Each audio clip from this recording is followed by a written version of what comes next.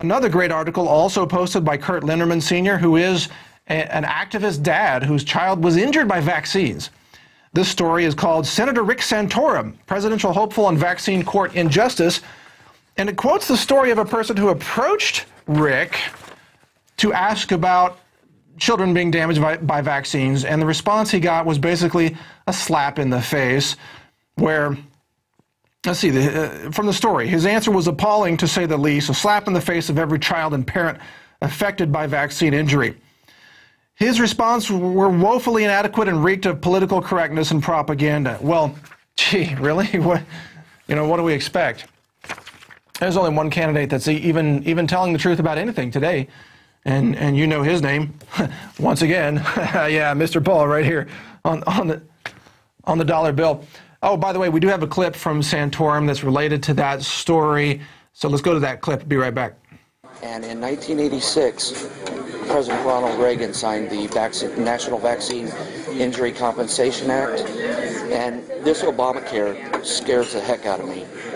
And it's primarily because we've got a United States government right now that protects the vaccine manufacturers as opposed to the people. Vaccine court, you can actually go to court.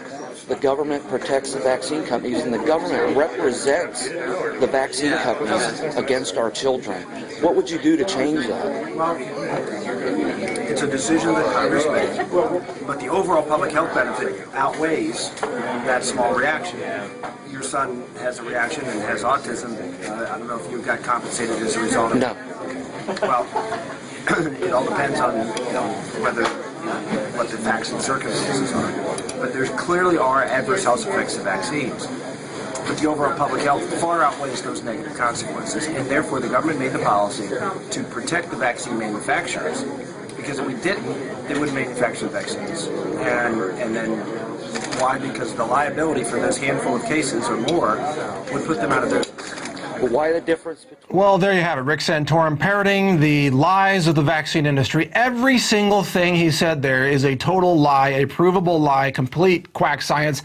You know, the guy needs to educate himself on real vaccine science. You know, and I love their justification. Oh, your child was injured or your child died? Well, that was a necessary sacrifice for the greater good of society, because all these other children, well, their lives were saved, they say. Okay, fine. Well, where's the evidence for that, huh? Where's the scientific evidence that says this other group was saved? It doesn't exist.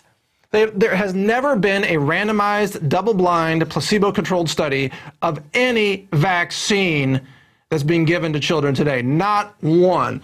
The evidence does not exist. Rick Santorum, you, sir, are a liar, and not even a very good one. Lying with his mouth half full and his brain half empty at the same time. I guess that does take some kind of coordination, at least. Next.